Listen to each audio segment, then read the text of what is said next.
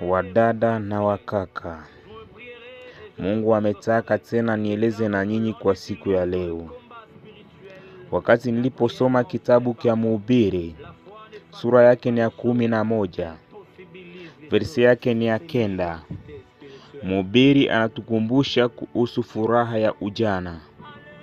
Lakini anatukumbusha, lakini ujue ya kwamba kwa ajili ya mambo haya yote Mungu atakuleta katika hukumu. Yaani tufurahie ujana wetu. Tufanye mambo ambayo tunaweza kuyafanya.